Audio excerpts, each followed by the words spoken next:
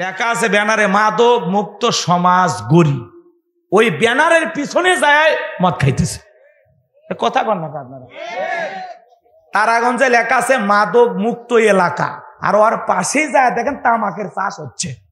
তাহলে সাইনবোর্ডের সাথে কথার মিল আছে। আপনাদের এলাকা আছে কিনা জানি না, সন্ধ্যাবেলায় ঘরের দরজা বন্ধ করে জিকিরি করে ইজাবা ইজাবা ইজাবা। মা বাবা বলে বাবা এটা কিসের ট্যাবলেট, জ্বর সর্দি গলা ব্যথা? কই কিচ্ছু বোঝার দরকার নাই, টাকা দে নইলে তোর মাথা ফাটাবো। আছে না নাই? আজকে আমাদের ভবিষ্যৎ প্রজন্ম তরুণেরা নেশায় আসক্ত হয়ে যাচ্ছে। মাদক মুক্ত সমাজ গড়ার দরকার আছে না নাই?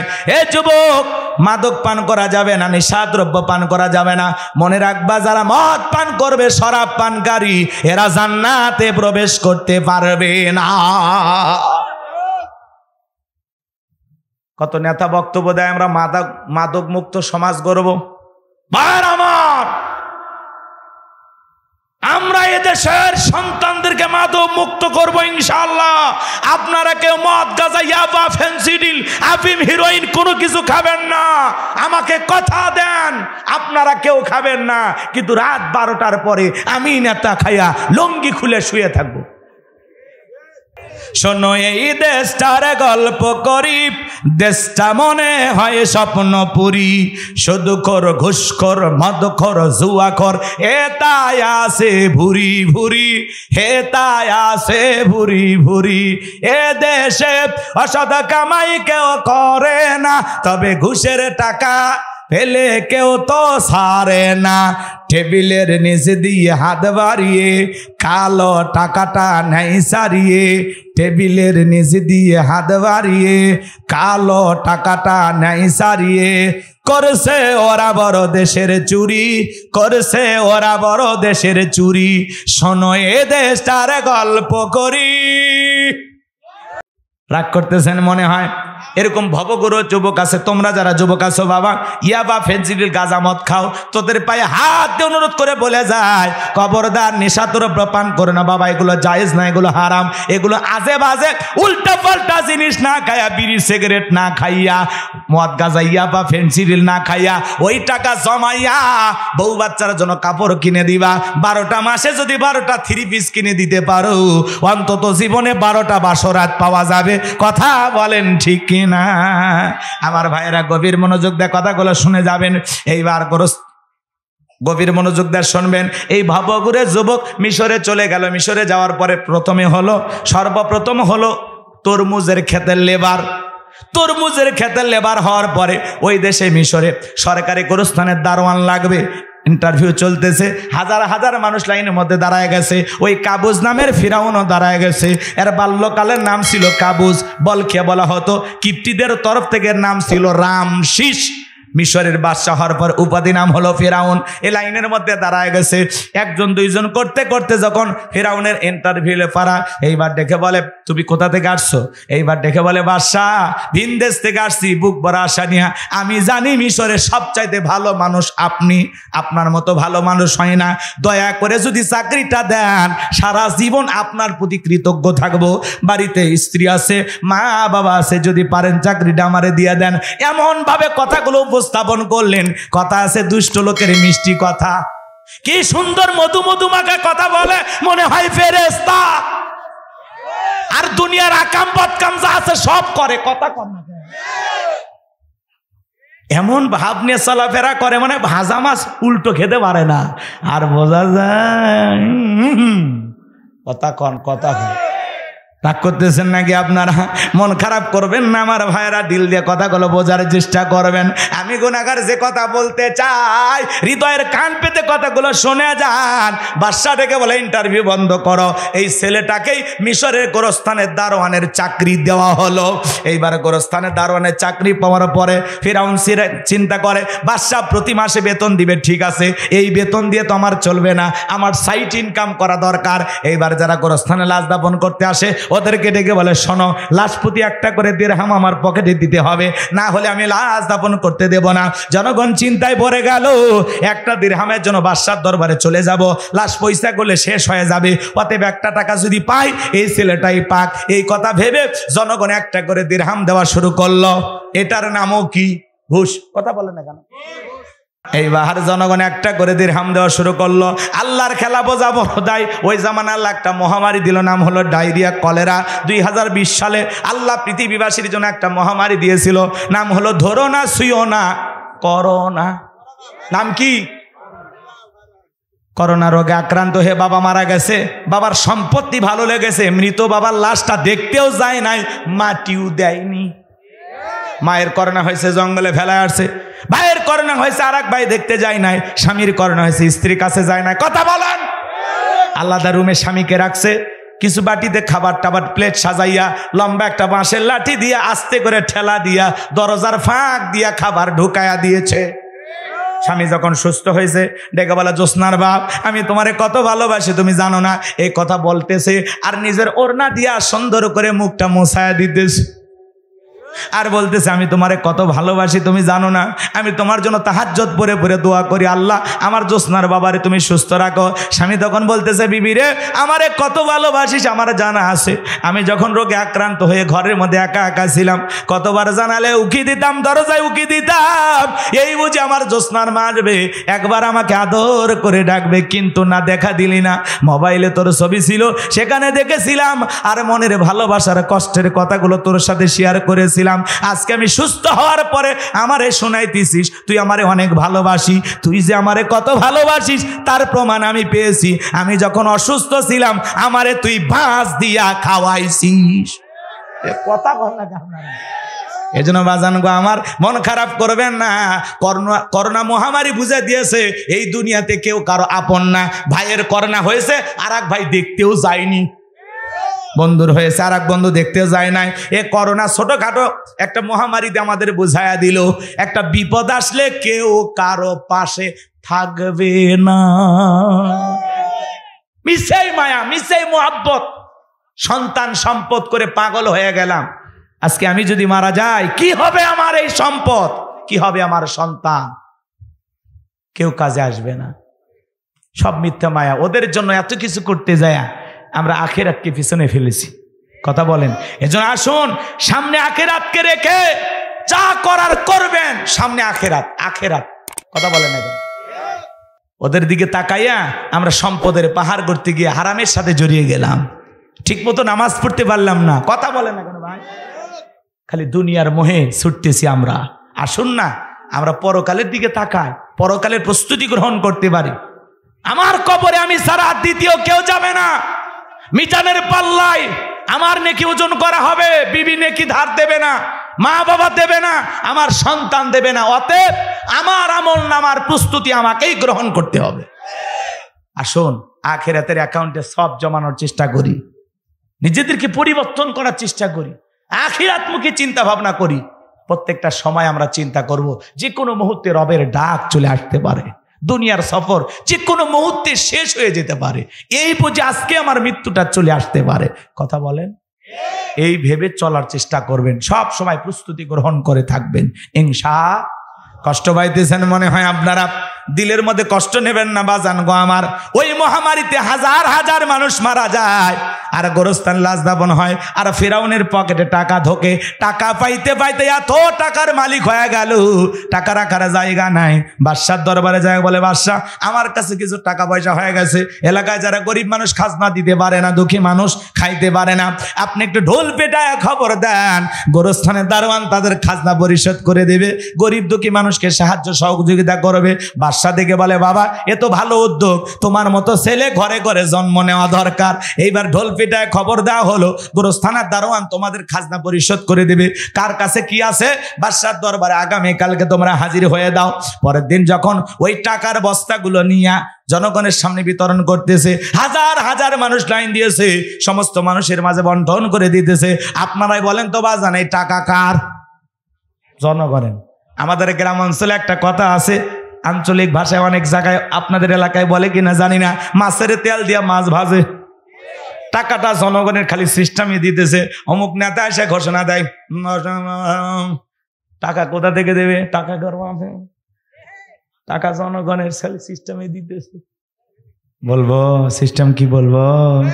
রাগ করবেন না তো, গভীর মনোযোগ দিয়ে কথাগুলো শুনে যান। সমস্ত মানুষের খাজনা পরিশোধ করে দিল, জনগণ যায় আর বলে আরে রাজ্যের বাদশা যদি এই ব্যক্তি না হইয়া গোরস্থানের ছেলেটা হইতো, না জানি আমাদের কপাল খুলে যেত। নির্বাচনের আগে একটু জনসেবামূলক কাজ করার দরকার আছে না নাই? আমার এলাকায় এক নেতা মাটি রাস্তা, কাঁচা রাস্তা আপনাদের মতো, নির্বাচনের আগে দুই গাড়ি ইট নিয়ে আসছে, ইট পেরে দিতেছে। মানুষজন বলে ভাই ইট পারতেছেন ব্যাপার কি? আপনি তো এখনো কোনো নেতাই হন নাই। বলে শোনেন, আপনাদের ছেলে মেয়ে স্কুলে যায় কাঁচা রাস্তা দিয়া, বৃষ্টি হলে যে পরিমাণে কাদা হয়, হেঁটে হেঁটে তারা স্কুলে যেতে পারে না, আপনারা হাট বাজারে যেতে পারেন না, আপনাদের কষ্টের কথা রাতের বেলায় মনে হলে আমার ঘুম আসে না। আপাতত কাঁচা রাস্তায় ইট পেরে দিয়ে গেলাম, আর ভবিষ্যতে আমার মার্কায় যদি সিল মেরে এলাকার নেতা বানায় দিতে পারেন, আমার 1 নাম্বার টার্গেটে কাঁচা রাস্তা পাকা করে দেব।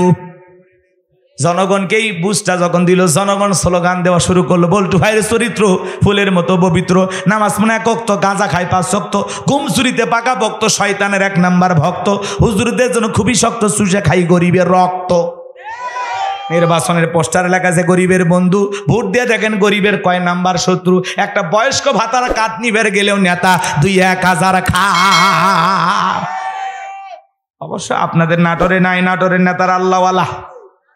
রাগ করতেছেন নাকি আপনারা?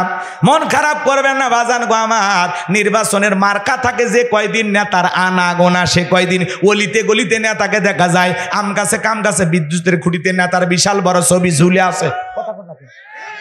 এমন কায়দায় এলাকায় চলাফেরা করে, রাস্তার একটা ভিক্ষুক মহিলাকে ধরে 500 টাকা দেয়, আর একটা অভিনয় করে বলে আপনার চেহারার দিকে তাকাইলে আমার মার কথা মনে হয়। গরিব দুঃখীকে বুকের সাথে চাপায়া চাপায়া নিতেছে, আর ফেসবুকে ছবি আপলোড করে বলতেছে গরিবের নেতা হতে চাই। আছে না? জনগণ বিশ্বাস করে যখন ভোটটা দেয়, নেতা তখন এলাকায় থাকে না, ঢাকা শহরে ফ্ল্যাট বাড়ানে বান্ধবী নিয়ে ঘুমায়। কথা কর নাকি আপনারা? রাগ করেন? এরকম নেতা আছে না নাই আমার ভাইয়েরা? এই জন্য বুঝে শুনে কাজ করা লাগবে। বারবার ওদের চলো নাই ভুলে গেলে চলবে না। নির্বাচনের মার্কা যে কয়দিন নেতার আনা গোনা, সে কয়দিন এমন ভাবে এলাকা চুষে বেড়ায়। বাকি 5 বছর নির্বাচিত হওয়ার পরে যদি জনগণের কাছে এইভাবে আসতো, নেতারা ভোট চাওয়া লাগতো না, জনগণ নেতাকে ভালোবেসেই বারবার নির্বাচিত করত। কিন্তু একবার ভোট পাইয়া যদি 5 বছরের জন্য এমপি হয়ে যায়, নেতা হয়ে যায়, এলাকায় নেতার চেহারা খুঁজে পাওয়া যায় না। দাওয়াত দিবেন, টেলিফোন করবে, ভাই আমি বিদেশে একটা জরুরি সফরে আসছি, আসতে পারতেছি না, আগামীতে দেখা হবে ইনশাল্লাহ। আগামী করতে করতে ঠিক নির্বাচনের আগ মুহূর্তে এসে বলে ভাই আপনারা কি মনে করেছে আমি 5 বছর খুব ভালো ছিলাম, আমার 3 বছর ডায়াবেটিস, আমি 4র্থ বছর একটু সুস্থ হয়ে ওমরা করছি। ওমরা করতে গিয়ে খানায় খাবার গিলাপ ধরে আমি মায়ের জন্য দোয়া করিনি, আমি বাপের জন্য দোয়া করিনি, কিন্তু আপনাদের মতো জনগণের কথা ভুলিনি। আমি আপনাদের জন্য দোয়া করেছি, আমি আপনাদের কল্যাণকামী, আমি আপনাদের সেবক। 5 বছর সার্ভিস ভালো দিতে পারি নাই, আর একটা বার একটু কান্নাকাটি করে অভিনয় করে জনগণ বলে ঠিক আছে এই 5 বছর ব্যস্ত ছিল, আর একবার রিস্ক নেওয়া হোক। এই বলতে বলতে 54 বছর ওরা খালি নাটকই করে গেল। কথা কন, আমাদের ভাগ্যের পরিবর্তন হলো না।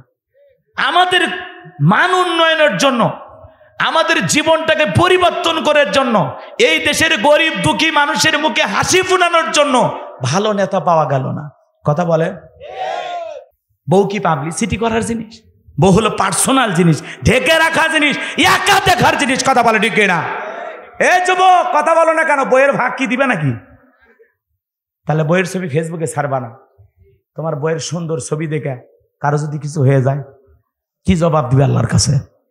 সাবধান, বইয়ের ছবি ফেসবুকে ছাড়া কথা কয় না কে? কোন গ্রামের মেয়ে, তুমি একটা গান ছেলেবেলা গায় না, শুনছেন না? কোন গ্রামের মেয়ে রে তুই, কেমন তোমার বাপ, ফেসবুকেতে ছবি সেরে করছো কেন পা? কথা কয় না কে? না, আপনার দোয়া করলে ভালো হবে নাকি? আলোচনা কি সামনে নিয়ে যাব? একটা তাকবীর দেন, লিল্লাহি তাকবীর, আওয়াজ দেন। সম্মানিত ভাইয়েরা আমার, এইবার ফিরাউনের সেনাবাহিনী সিন্দুকটা যখন ঘাটে চলে আসছে, সেনাবাহিনী সিন্দুকটা তুলে নেতার সামনে নিয়ে হাজির। এইবার ফিরাউন ডেকে বলতেছে, সিন্দুকটা খোলো তো দেখি। সিন্দুকটা যখন খোলা হলো, সবাই তাকায় দেখে সিন্দুকের ভিতরে মনে হয় পূর্ণিমার চাঁদ উদয় হয়েছে। মুসা নবীর চেহারার দিকে তাকাইয়া আসিয়ার চক্ষু শীতল হয়ে গেল। ফিরাউন ডেকে বলে, তরবারি আন, জবাই কর, এটাই আমার শত্রু মুসা। আসিয়া বলে, থামো, খালি মারা শিখছো, এতগুলো মারলা তাও কি শান্তি পাইলা না? স্বামী গো, তোমার কাছে আমি একটা প্রশ্ন করি, এই যে সিন্দুকটা দেখা যায়, এমন কাঠ কি তোমার দেশে আছে? এইবার ফিরাউন সিন্দুক নাই রে সারা বলে, বিবি এমন কাঠ আমি কেন, আমার বাপ দাদা 14 পুরুষও দেখে নাই, তাই নাকি? বলে হ্যাঁ।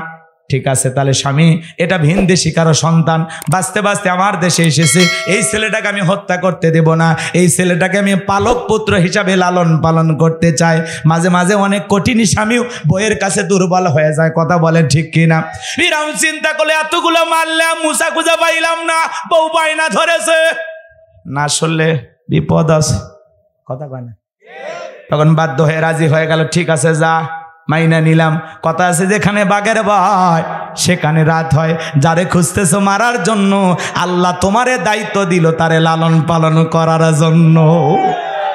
এইবার আসিয়া বলে, স্বামী রাজ্যের ভিতরে ঢোল পিটায় খবর পৌঁছাও, ফিরাউনের ছেলে সন্তান যে দুধ পান করাবে, মাসে মাসে তারা বেতন দেওয়া হবে। ঢোল পিটানো হলো, হাজার হাজার নারীরা মুসা আলাইহিস সালামকে দুধ পান করার জন্য কোলের মধ্যে নেয়, স্তন খুলে মুখ লাগায় দেয়। আল্লাহর নবী মুসা আলাইহিস সালাম কোন মহিলার স্তনে দুধ পান করে না, জোরে কোন মারহাবা। সমস্ত নারীরা ব্যর্থ হয়ে চলে গেল। মুসা নবীর বড় বোন, নাম তার মারিয়ম, ডেকে বলে, ও রানী আসিয়া, আমার কাছে এমন একটা ধাত্রীর খবর আছে, এই সন্তান তার দুধ পান করতে পারে, তাই নাকি? বলে হ্যাঁ। এইবার 2 জন লোক পাঠায় দেওয়া হলো, মুসা নবীর মাকে ফিরাউনের দরবারে নিয়ে আসা হলো। মুসা আলাইহিস সালামের মা সন্তানকে কোলের মধ্যে নিয়ে যখন স্তন খুলে মুখ লাগায় দিয়েছে, আল্লাহ নবী মুসা আলাইহিস সালাম মায়ের স্তনে দুধ খাওয়া শুরু করেছে, জোরে বলেন মারহাবা। নবীদেরকে শিশুকাল থেকে জ্ঞানী বানিয়েছেন তিনি কে? এইবার রানী আসিয়া বলে, আপনার বেতন ডাবল, থাকার কোয়ার্টার ফ্রি। মুসা আলাইহিস সালামের মা ডেকে বলে, আপনি যদি সন্তানকে দুধ পান করাতে চান, আপনার বাড়িতে রেখে হবে না, সন্তানটাকে আমি আমার বাড়িতে নিয়ে যাব। বলে আমি তাতেই রাজি আছি, তবে মাঝে মাঝে সন্তানটাকে একটু দেখায় নিয়ে যাইবা। কথা আছে, মায়ের চাইতে মাসির দরদ বেশি। মুসা নবীর মা পৃথিবীর প্রথম মা, যে মা তার আপন সন্তানকে দুধ পান করার বিনিময়ে মাসে মাসে বেতন পেয়েছিল, জোরে কোন মারহাবা। লম্বা ইতিহাস, লম্বা ঘটনা সংক্ষিপ্ত করে বলে দিয়ে যায়, নবী মুসা আলাইহিস সালাম চলাফেরার বয়সে উপনীত হয়েছে।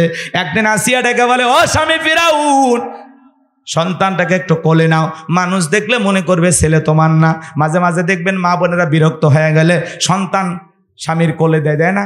সন্তান স্বামীর কোলে দিয়ে বলে, সামলাও তো সামলাও, এর জ্বালা যন্ত্রণায় মনে হয় আমি মরে যাব, এরকম বলে কি না? স্বামীর কোলে দিয়ে বলে, একটু সন্তানটাকে একটু সামলাও তো, এর জেদ রাগ দেখে মনে হয় বাপের কিছুই ছাড়েনি, বাপও যে এরকম একটা হারামি, আমার পেট থেকে হয়েছে ডবল হারামি। সন্তান খারাপ হলে সব তোর বাপের 14 গোষ্ঠী উদ্ধার করে, আর সন্তান ভালো হলে বলে মা যে ভালো। সন্তান ভালো হলে সব গুণ মায়ের হোক, তাও আর শান্তি থাক, শান্ত থাক।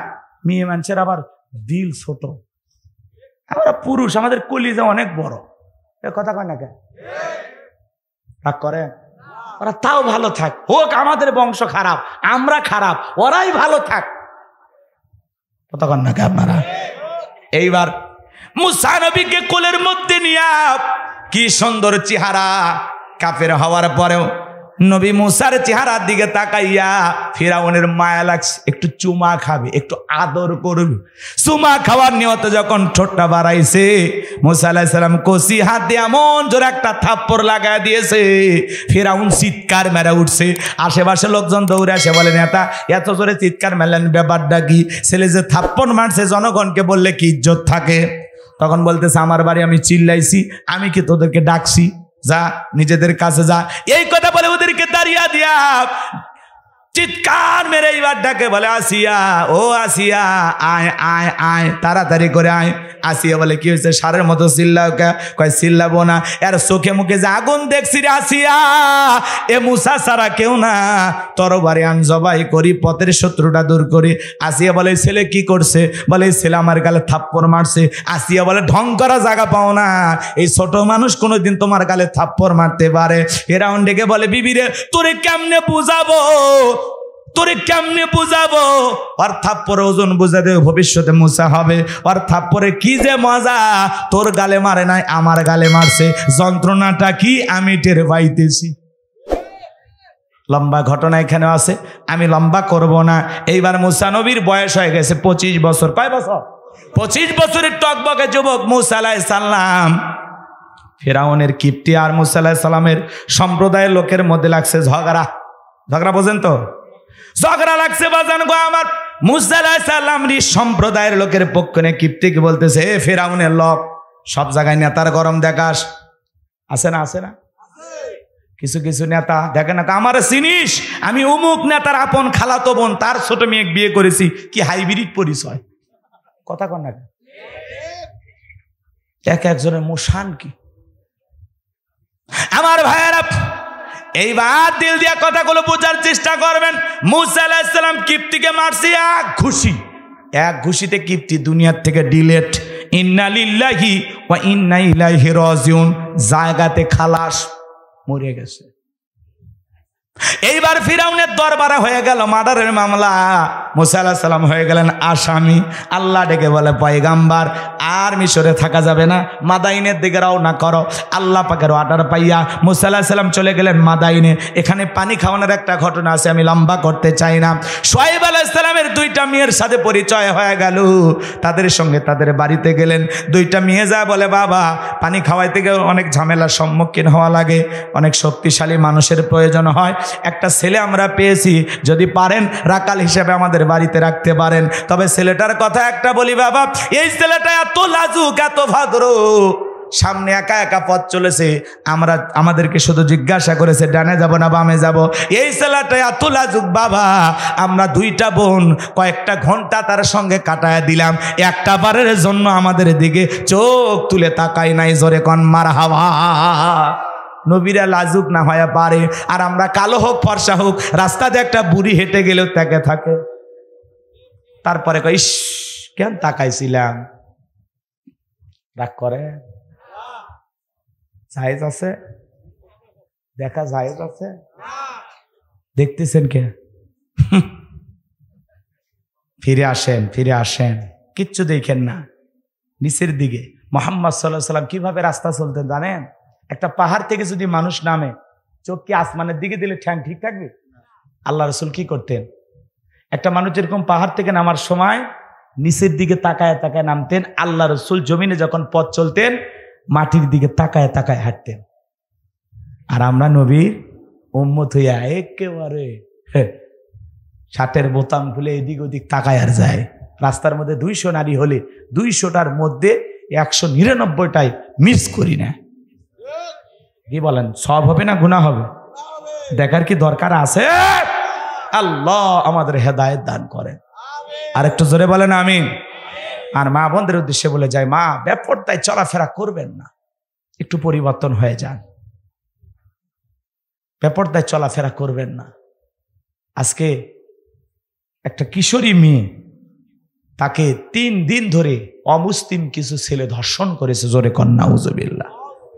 ঘটনা ঘটেছে গাজীপুরে 2 মাস আগে। সেই ঘটনা 2 মাস পরে মিডিয়াতে আসলো। ছোট্ট সেই বোন, 13 বছর বয়স, অঝরে কান্না করতেছে।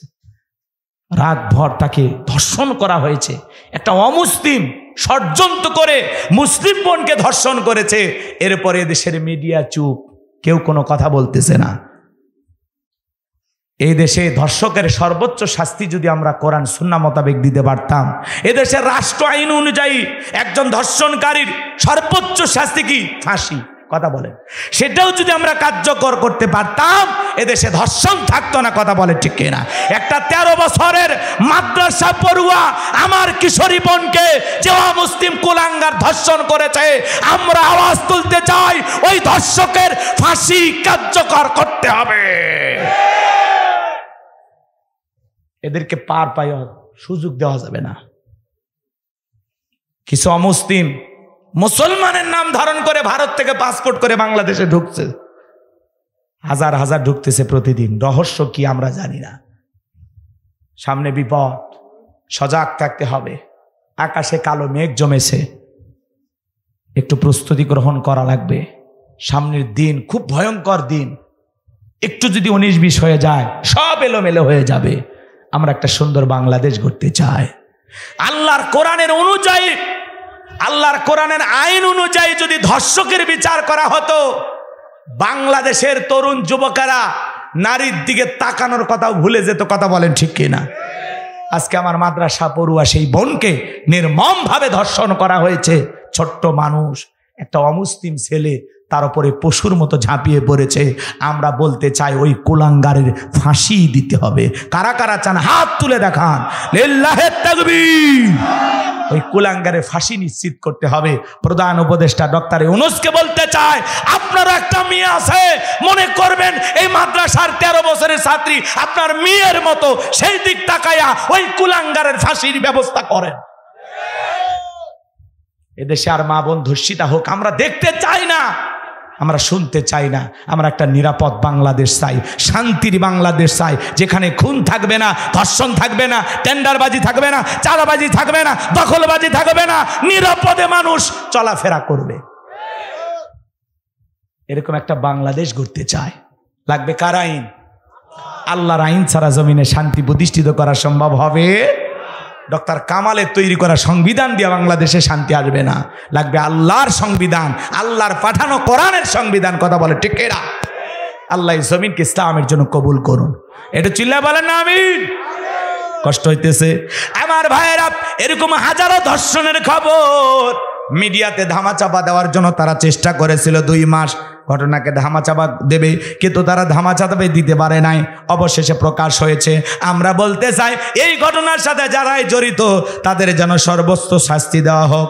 তাদের সর্বোচ্চ শাস্তি আমরা আজকের মাহফিল থেকে দাবি জানাচ্ছি। সম্মানিত ভাইয়েরা আমার, আমি যে কথা বলতে চাচ্ছিলাম কথা মনে হয় ভুলে গেছেন। শুআয়ব আলাইহিস সালামের 2টা মেয়ে যখন মূসা আলাইহিস সালামের প্রশংসা করলেন, শুআয়ব আলাইহিস সালাম রাজি হয়ে গেল। রাখাল হিসাবে মূসা আলাইহিস সালাম শ্বশুর বাড়িতে থাকা শুরু করলেন। শ্বশুর এখনো হয় নাই। শুআয়ব আলাইহিস সালাম মূসা নবীর চলাফেরা দেখার পরে এতটা আকৃষ্ট হয়ে গেলেন, বড় মেয়ে সপুরার সাথে বিবাহের ব্যবস্থা করে দিলেন। মূসা আলাইহিস সালাম শ্বশুর বাড়িতে থাকলেন 8 থেকে 10 বছর। আল্লাহ দেখে বলে, পয়গাম্বার আর কতদিন শ্বশুর বাড়ি মধুর হাড়ি, এইবার গাট্টি গুটি গোছাও, স্ত্রীকে সঙ্গে নাও। এলাকায় যদি কেউ ঘর জামাই থাকে বুঝে নেবেন মূসা আলাইহিস সালামের সুন্নত পালন করতেছে। ঘর জামাই বলে অবহেলা করা যাবে? কথাকে বোঝা যায়। এইবার পয়গাম্বার স্ত্রীকে সঙ্গে নিয়ে শ্বশুরের দেওয়া লাঠি নিয়ে যখন মিশরের দিকে রওনা করেছেন, তুর পর্বতে আসার পরে এখানেও কিছু ঘটনা আছে, বলার সময় নাই। আল্লাহ রাব্বুল আলামিন নবুয়ত দান করে যখন পয়গাম্বারকে বলেন, ওয়া মা তিলকা বিয়ামিনিকা ইয়া মূসা, আল্লাহ ডেকে বলে, মূসা রে তোমার ডান হাতে ওইটা কি? আল্লাহর পয়গাম্বার জবাব দিয়ে বলেন, ক্বালা হিয়া আসায়া আতাওয়াক্কাউ আলাইহা ওয়া আহুশু বিহা আলা গনামি ওয়া লিয়া ফিহা মাআরিব উখরা। দেখে বলেন, আল্লাহ আমার হাতে এটা লাঠি, এটার উপর ভর দিয়ে চলি, ছাগলের জন্য পাতা পারি, ইত্যাদি ইত্যাদি অনেক অনেক কাজ করি। আল্লাহ ডেকে বলে, পয়গাম্বার প্রশ্ন করলাম একটা, জবাব দেওয়া যাবে একটা। কারণ কি? মূসা আলাইহিস সালাম কথা বলে কার সাথে? আল্লাহর সাথে কথা বলতে মজা আছে না নাই? এ যুবক, একটা মেয়ে যদি রং নাম্বার মিস কল দেয় তুমি পাগল পারা হয়ে যাও। 17টা সিম কার্ড পরিবর্তন করে হলেও মেয়েটাকে কল দেয়। মেয়ে ডেকে বলে, ভাইয়া সরি, ভুল করে আপনার নাম্বারে কল দিয়েছি। বলে না, সরি বলে লাভ হবে না, নিভানু আগুন কেন জ্বালালি, এখন ভালোবাসা দিবি কিনা বল। আছে না নাই? তরুণ যুবকেরা মোবাইলে আসক্ত। আপনাদের এলাকা অবশ্য মোবাইল আছে। এই মোবাইলে অনলাইনে জুয়া খেলে, এই মোবাইলে উল্টাপাল্টা ভিডিও দেখে, এই মোবাইলের ওজন কম কিন্তু মোবাইলের মাধ্যমে পাপের ওজনটা বেশি। অধিকাংশ সমাজের তরুণ তরুণীরা, যুবক যুবতীরা নষ্ট হয়ে যাচ্ছে মোবাইলে আসক্তি হওয়ার কারণে। আমাদের জীবনের সবচাইতে মূল্যবান সম্পদ সময় আমরা মোবাইলের পিছনে নষ্ট করতেছি, ঘন্টার পর ঘন্টা উল্টাপাল্টা ভিডিও দেখা। কথা বলেন না কেন? এই মোবাইল আমাদের যুব সমাজকে ধ্বংস করেছে। কথা বলেন, কথা বলেন। দেশে মোবাইল আইছে, চিঠি বন্ধ হইয়াছে, দিওয়ানা বানাইছে, পোলা মাইয়ার মনের কথা ভাসে বাতাসে। ও দেখো ভোলা পানের মন বাদা ফেসবুকে এখন, মোবাইলে চ্যাটিং কইরা কাটায় সারাক্ষণ। এই মোবাইল পাইয়া দেখো মদনের মাইয়া, এই মোবাইল পাইয়া দেখো রমজানের মাইয়া কি কাণ্ড ঘটাইছে।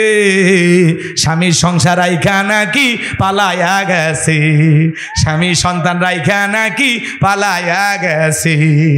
2 বাচ্চার মা, 4 বাচ্চার মা পরকীয়া প্রেম কইরা আর একটা পর পুরুষের হাত ধরে পালিয়ে যায়। যে নারী স্বামী থাকা অবস্থায়, সন্তান থাকা অবস্থায় আর একটা পর পুরুষের হাত ধরে পালিয়ে যেতে পারে, ওটা নারী জাতির কলঙ্ক, কলঙ্ক, কলঙ্ক। ও বোন, ও মা, কেমনে পারলা স্বামী রেখে সন্তান রেখে আর একটা পর পুরুষের হাত ধরতে? কেমনে পারো? কথা কয় না কেন? তোমার কি আল্লাহর ভয় নাই? কবরে কি যাইবা না? রূপ সৌন্দর্য চিরকাল থাকবে? তোমার মতো কত সুন্দরী বুড়ি হয়ে মারা গেল, দেখো নাই? স্বামী সংসার রাইখা সন্তান রাইখা আর একটা পর পুরুষের সাথে পরকীয়া প্রেম করে, এরকম মহিলা বাংলাদেশে নাই, ভারতে আছে। এদেশের নারীরা জান্নাত থেকে পালিয়ে আসছে। কথা কর, এরা ভালো, এটা ভারতের ওয়াজ হচ্ছে। এদেশে কেউ 2-4 জন পালিয়ে গেছে? হ্যাঁ, শাসিক নিয়ে ভাতিজা উধাও, মামিক নিয়ে ভাগিনার খবর নাই, দেবরের সাথে ভাবি উধাও। করতেছে না ঘটনা? 6 বাচ্চার মা, তাইও বলে পরকীয়া করে হারিয়ে যায়। এটা মানা যায়? 6টা সোল হয়েছে, আর জীবনে আছে কি? হাসেন না, এলে বুক ফাটে যায়, কষ্ট লাগে। সমাজে কি চলতেছে?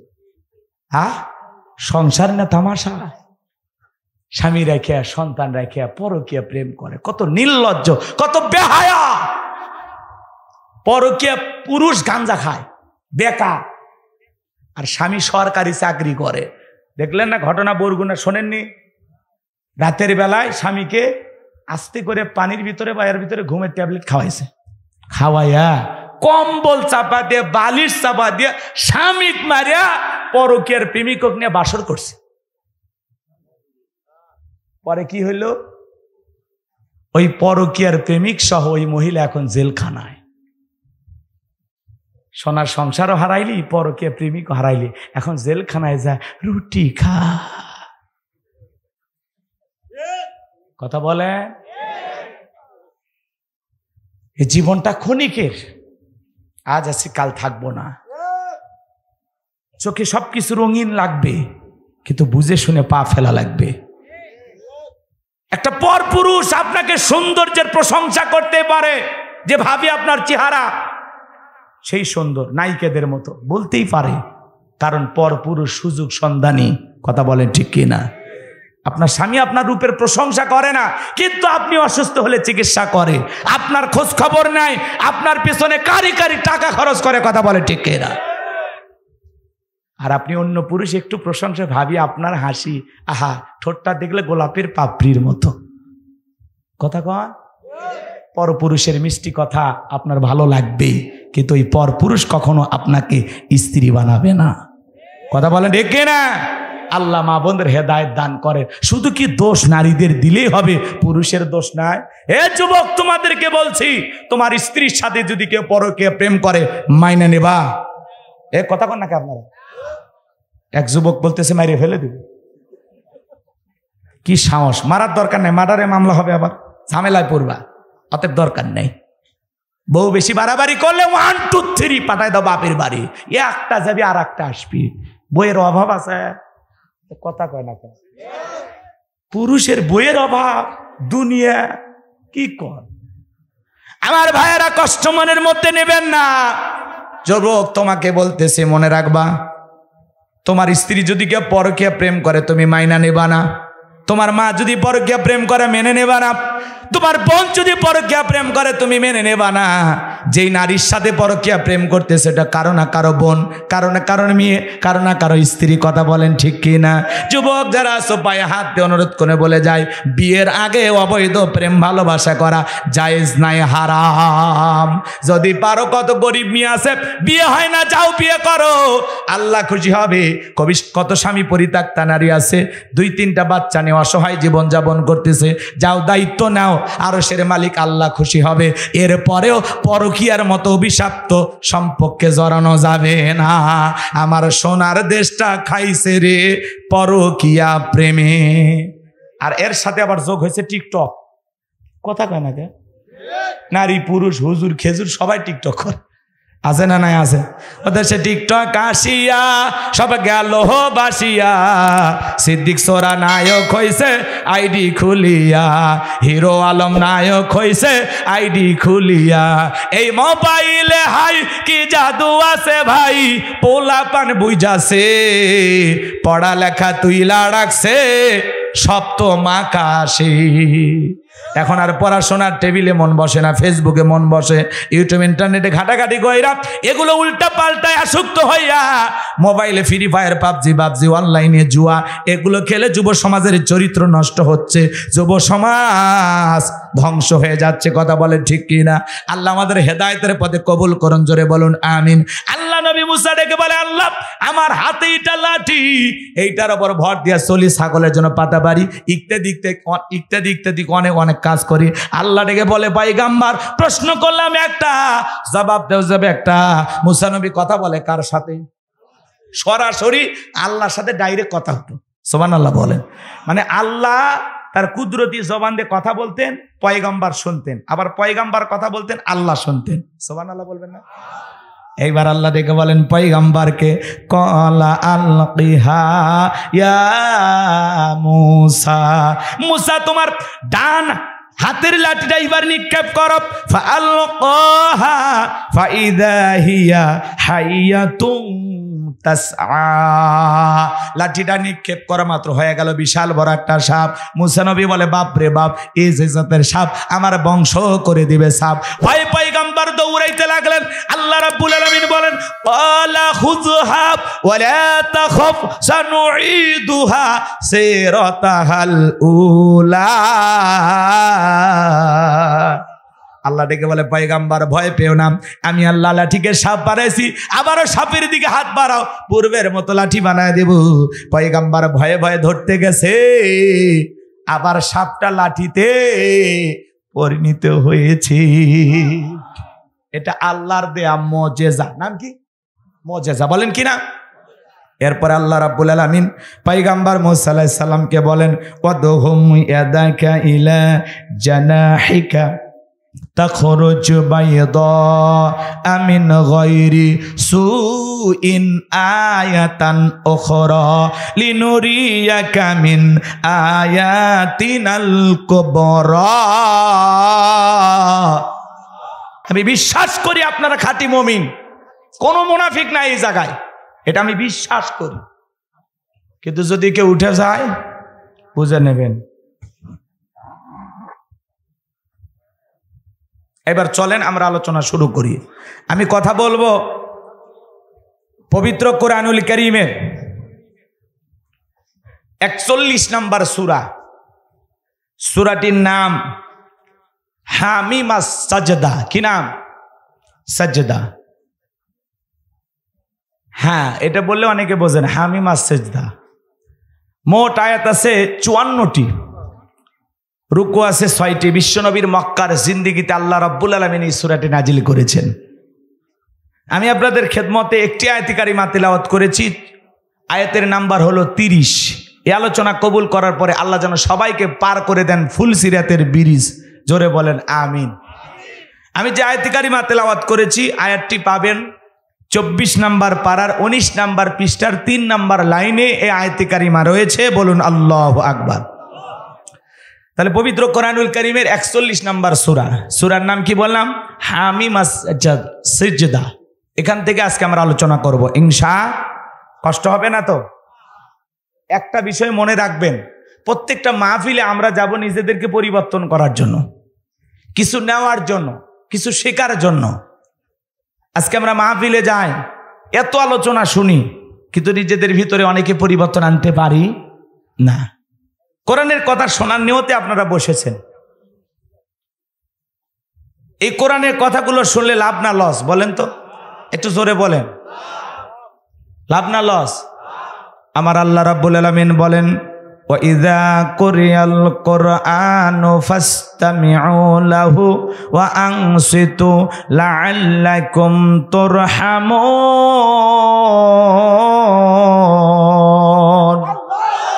সূরা আরাফ আয়াত নাম্বার 204। আমার আল্লাহ রাব্বুল আলামিন জানিয়ে দিলেন, তোমাদের সামনে যখন কোরআন পাঠ করা হয়, কোরআনের আলোচনা করা হয়, চুপ করে কান লাগিয়ে মনোযোগ সহকারে কোরআনের কথাগুলো শ্রবণ করো। যারা চুপচাপ কোরআনুল কারীমের কথাগুলো শ্রবণ করবে, আমার আল্লাহ রাব্বুল আলামিন আসমান থেকে তাদের উপরে আল্লাহ রহমত বৃষ্টির মতো নাজিল করবেন। বলুন সুবহানাল্লাহ। এই জায়গা আল্লাহ রহমত নাজিল হইতেছে, বিশ্বাস আছে না নাই? তাহলে কোরআনের কথাগুলো শুনলে লাভ না ক্ষতি? লাভটা কি? আমার আল্লাহ বলেন, ওয়াযাক্কির ফাইন্নায যিকরা তানফাউল মুমিনিন। সূরা জারিয়ার 55 নম্বর আয়াত। আমার আল্লাহ ডেকে বলেন, যারা আমার মুমিন বান্দা, তাদের সামনে যখন কোরআন দিয়ে ওয়াজ করা হয়, কোরআন থেকে উপদেশ দেওয়া হয়, এই কথাগুলো শোনার পরে আমার মুমিন বান্দাদের উপকারে আসবে। বলুন সুবহানাল্লাহ। তাহলে সেই কোরআনুল কারীম থেকে 41 নম্বর সূরা, সূরাটির নাম হামিম সিজদা, সেখান থেকে আমি আজকে আলোচনা করব। শুনতে সবাই রাজি আছেন তো ইনশাআল্লাহ? তাহলে জবান ছেড়ে সবাই একটু মহাব্বতে আমার সঙ্গে তেলাওয়াত করুন। আউযু বিল্লাহি মিনাশ শাইতানির রাজিম, বিসমিল্লাহির রাহমানির রহিম। বিতাড়িত মর্দাত শয়তানের কাছ থেকে আল্লাহ পাকের কাছে আশ্রয় প্রার্থনা চাচ্ছি। পরম করুণাময় অসীম দয়ালু আল্লাহ তাআলার নামে শুরু করছি। আমার আল্লাহ রাব্বুল আলামিন বলেন, ইন্নাল্লাযীনা ক্বালু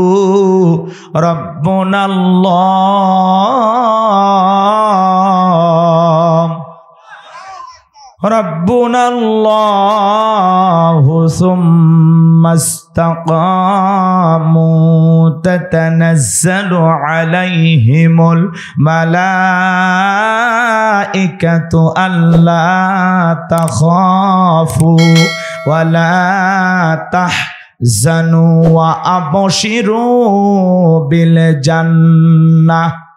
বিল জান্নাতিল্লাতী কুনতুম তুআদুন।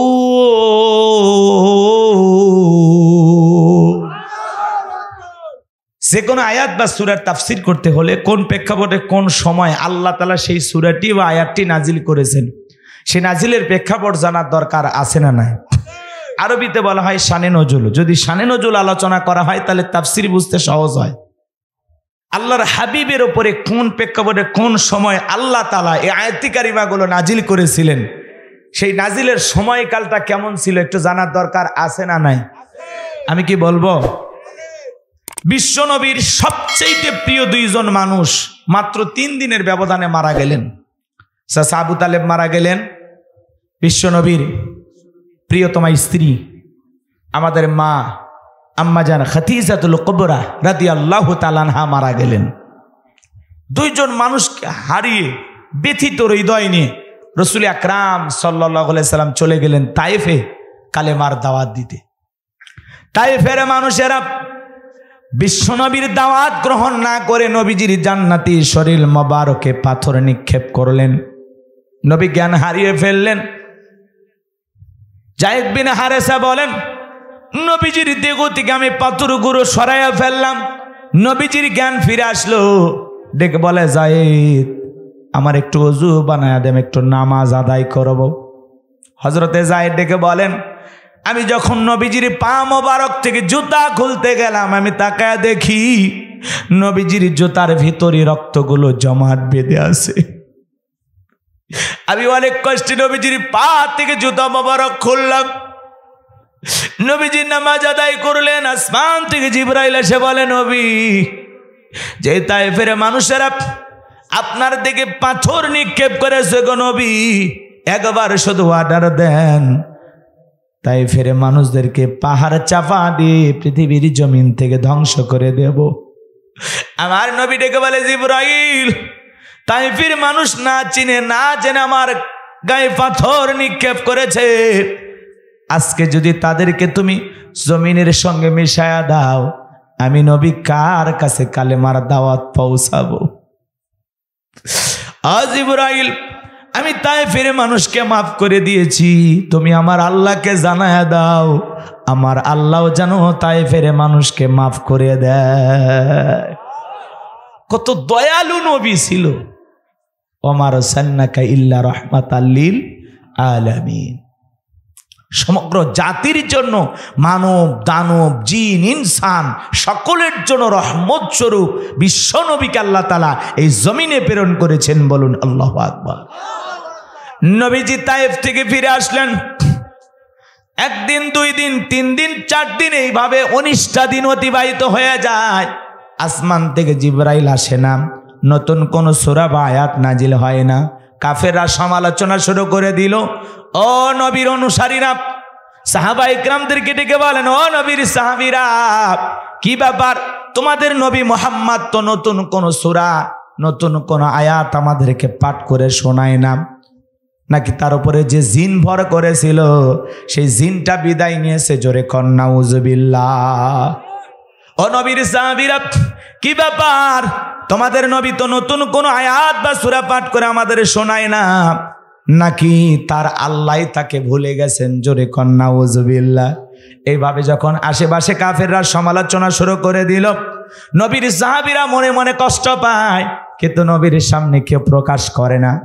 সাহাবায়ে কেরামদের মনের অবস্থা যখন এইরকম, কাফেররা সমালোচনা করে, মনে মনে কষ্টগুলো সহ্য করে, কারে কাছে কোনো বিষয় প্রকাশ করে না। আল্লাহ রাব্বুল আলামিন তখন এই পাওয়ারফুল আয়াত কারিমা এগুলো নাজিল করে জানিয়ে দিলেন, ইন্নাল্লাযীনা ক্বালু রাব্বুনাল্লাহ। আল্লাহ রাব্বুল আলামিন জানিয়ে দিলেন, ইন্নাল্লাযীনা ক্বালু রাব্বুনাল্লাহ, নিশ্চয়ই যারা বলে আমাদের রব আল্লাহ, আমাদের রবকে সুম্মাস্তাকামু, এই কথার উপরে যারা ইস্তেকামাত থাকে, দৃঢ় থাকে, মজবুত থাকে, তাতানাজ্জালু আলাইহিমুল মালাইকা, আসমান থেকে তাদের উপরে ফেরেশতা নাজিল হয়। ফেরেশতা নাজিল হয় 3 সময়। কয় সময়? এরপরে ফেরেশতা নাজিল হওয়ার পরে কি বলে? আল্লাহ তাখাফু, ভয় পেও না, ওয়ালা তাহজানু, চিন্তা করো না, ওয়া আবশিরু বিল জান্নাতিল্লাতী কুনতুম তুআদুন, যেই জান্নাতের প্রতিশ্রুতি ওয়াদা তোমাদেরকে দেওয়া হয়েছিল, সেই জান্নাত পেয়ে তোমরা আনন্দিত হও, সেই জান্নাত তোমরা গ্রহণ করো। চিৎকার মেরে বলুন সুবহানাল্লাহ। এটা হলো আয়াতের সরল অনুবাদ। দিল দিয়ে কথাগুলো বুঝবেন।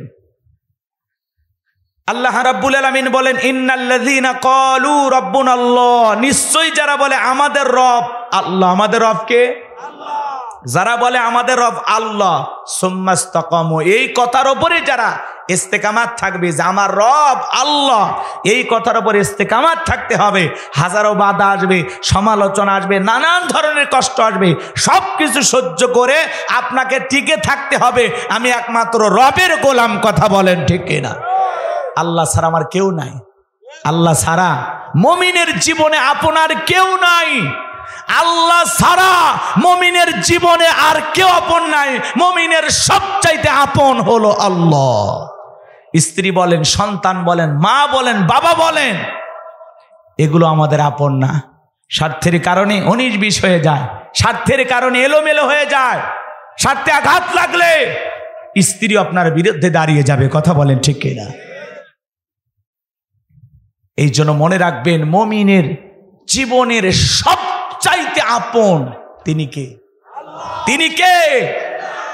আল্লাহ আমাদের একমাত্র আপন। দুনিয়াতে যা দেখতেছেন সব মিথ্যা, ধোঁকা, মিথ্যা, মায়া। একটু নির্বিষ হয়ে গেলে সব এলোমেলো হয়ে যাবে। কথা বলেন ঠিক কিনা? কষ্ট হচ্ছে আপনাদের? খারাপ লাগে? একটা তাকবীর দেন, লিল্লাহে তাকবীর।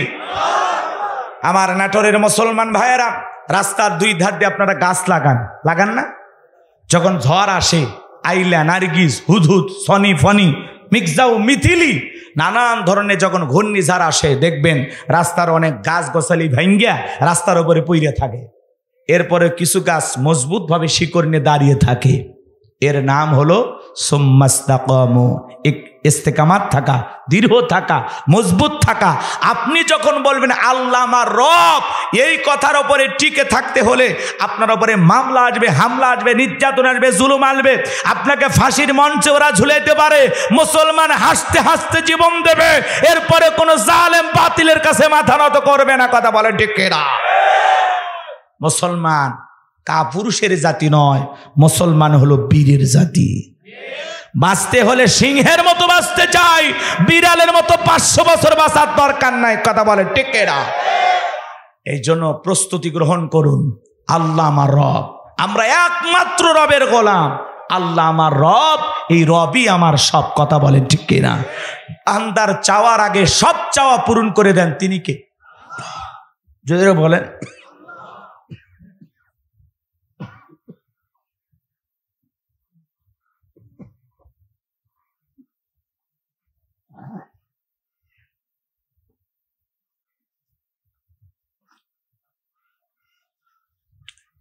গতকাল ছিলাম সেই পঞ্চগড়, সেখান থেকে কষ্ট করে আসছি, ঠিক মতো ঘুমাইতে পারি নাই, অনেক কষ্টের সফর। কষ্ট হচ্ছে আপনাদের? আমার যদি ঘুম আসে একটু জায়গায় রাখবেন, একটু আওয়াজ দেওয়া লাগবে। আমার জন্য মনে হয় যে এটা ঘুমানোর খাট না, এটা ওয়াজ করার মাঠ। কথা কি বুঝতে পারছেন? একটু জায়গায় রাখবেন আমারে, পারবেন তো ইনশাল্লাহ? একটা তাকবীর দেন, লিল্লাহি তাকবীর। আমার ভাইয়েরা দিল দিয়ে কথাগুলো বোঝার চেষ্টা করবেন। আমার আল্লাহ রাব্বুল আলামিন বলেন, ইন্নাল্লাযীনা ক্বালু রাব্বুনাল্লাহ,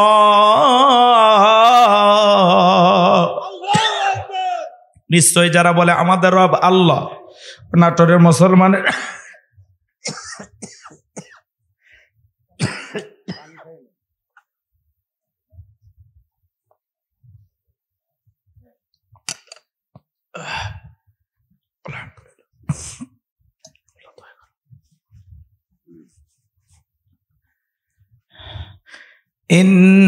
ইন্নাল্লাযীনা ক্বালু রাব্বুনাল্লাহ,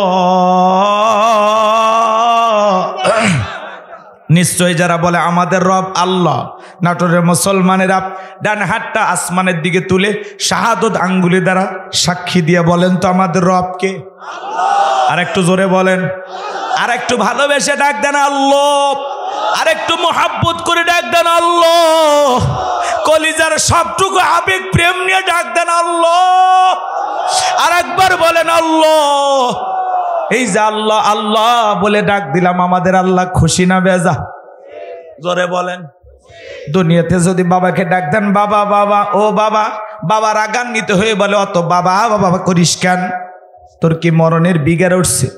দুনিয়াতে যদি মাকে ডাক দেন ও মা মা মা, মাও রাগান্বিত হয়ে বলে অত মেয়া মেয়া করিস কেন, বিয়ে দিলে 2 বাচ্চার বাবা হয়ে যাবি, এরপরে মেয়া মেয়া ছাড়লি না। যদি ভাইকে ডাক দেন লিটন ভাই, শাহাদত ভাই, রুবেল ভাই, ভাই ভাই, রাগান্বিত হয়ে বলবে অত ভাই ভাই করিস কেন, তুলে তোরে আসার মারবো। দুনিয়াতে যদি মাকে অতিরিক্ত মা মা বলা হয়, মা রাগান্বিত হয়, বিরক্ত প্রকাশ করে। বাবাকে অতিরিক্ত বাবা বাবা বললে বাবা বিরক্ত হয়ে বলে অত বাবা বাবা বলিস কেন, কি হয়েছে কইলে ক, বলে না? যদি ভাইকে ডাক দেন অতিরিক্ত, ভাইও রাগান্বিত হয়। কিন্তু এমন এক সৃষ্টিকর্তা, এমন এক স্রষ্টা, এমন এক আল্লাহ পেয়েছি, কোটি কোটি বার ডাক দিলেও বিরক্ত হন না যিনি, তিনি কে? তাহলে বলেন তো আমাদের রব কে? গভীর মনোযোগ দিয়ে কথাগুলো বোঝার এবং শোনার চেষ্টা করবেন। রুহের জগতে আল্লাহ রাব্বুল আলামিন আপনাকে আমাকে প্রশ্ন করেছিলেন, আলাস্তু বিরব্বিকুম, আমি কি তোমাদের রব নই?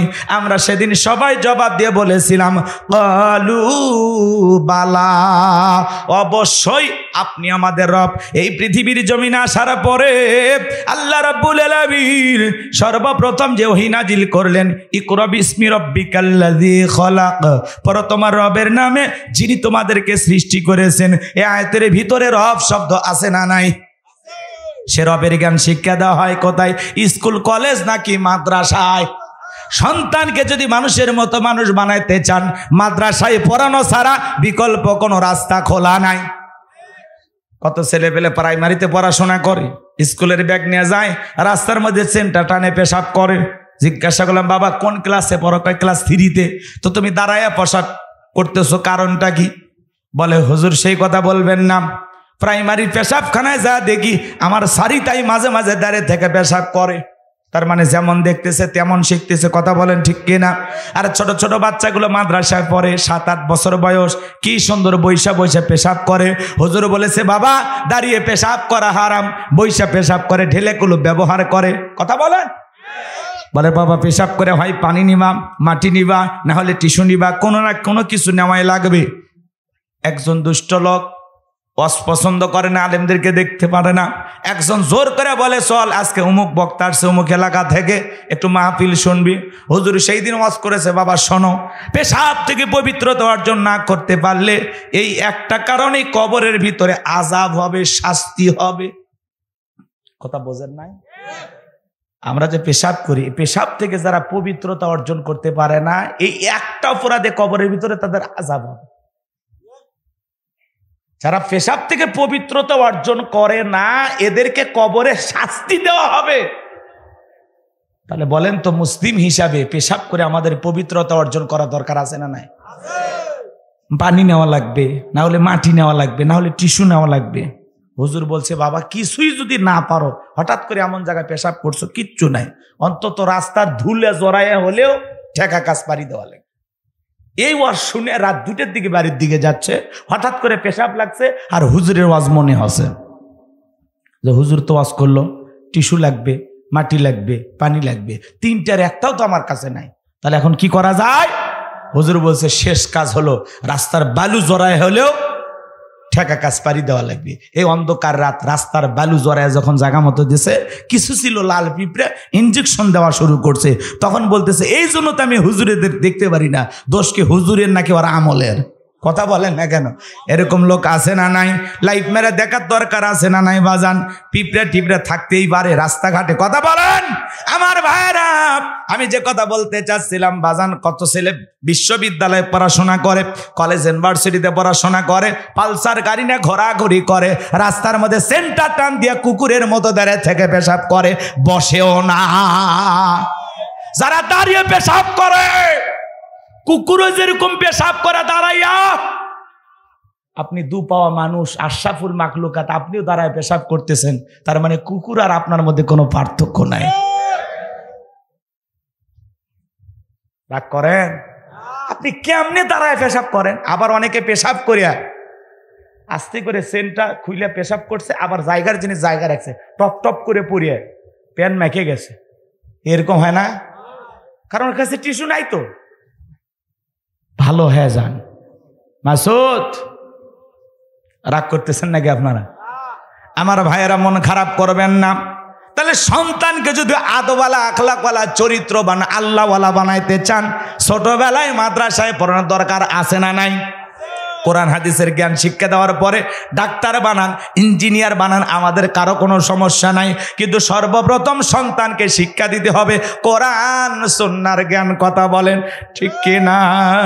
এই জন্য আল্লাহ রাব্বুল আলামিন বলেন ইকরা বিসমি রাব্বিকাল্লাযী খলাক, পর তোমার রবের নামে যিনি তোমাদেরকে সৃষ্টি করেছেন। তাহলে রবের জ্ঞান শিক্ষা দিতে হলে সন্তানকে আমরা মাদ্রাসায় পড়াবো ইনশাআল্লাহ। আল্লাহ তৌফিক দান করুন, জোরে বলুন আমিন।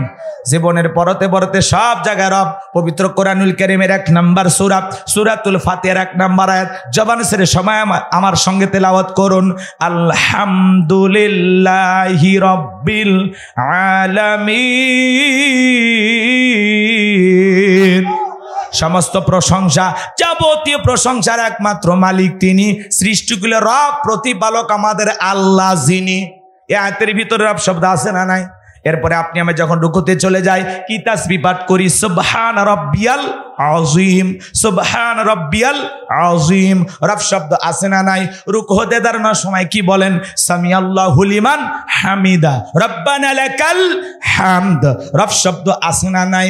এরপরে আপনি আমি যখন মাথা নত করে সিজদায় চলে যাই কি তাসবিহ পাঠ করি, সুবহান রাব্বিয়াল আ'লা, সুবহান রাব্বিয়াল আ'লা। অনেকে খালি সুবহান আছে না, সুবহানাল্লাহ কয় না, সবই নেতেল কয়, আল্লাহ ভালো জানে।